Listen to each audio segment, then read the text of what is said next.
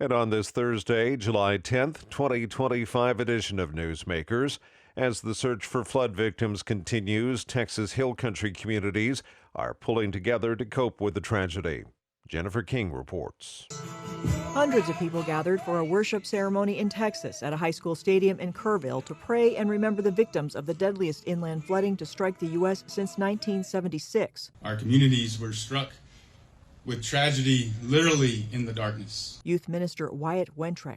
We pray for all residents of Kerr County. Crews are scouring miles along the Guadalupe River while search dogs sniff for any signs of buried bodies. At least 120 people are confirmed dead and over 160 are still missing. Meanwhile, AP correspondent Haya Penjwani reports on a carpenter's contribution to the Texas flood tragedy. A Texas carpenter has built a massive cross to cement outside Camp Mystic. That's to honor the victims of the deadly flash floods 4th of July weekend. It's glued and screwed.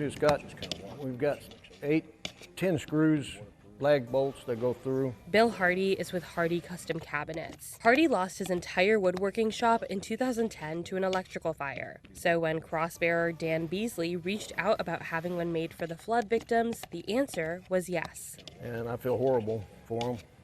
I can't imagine. I've got 5 daughters and 1 son, and I can't imagine losing one of them. The massive cross is built to last at 13 feet tall and 5 foot wide. I hope it helps the families. Meanwhile, Beasley, who drove nearly 24 hours from his home state of Michigan, has gone to 30 different states, giving others something to believe in. We go wherever God calls me to go, and this tragedy is one of the worst that I've seen in the 4 years since I built the cross. I'm Haya Penjwani. Planned Parenthood of the Rocky Mountains has suspended services for patients who use Medicaid. The suspension became necessary after President Trump signed a bill that prohibits the use of federal funds at healthcare organizations that also provide abortion.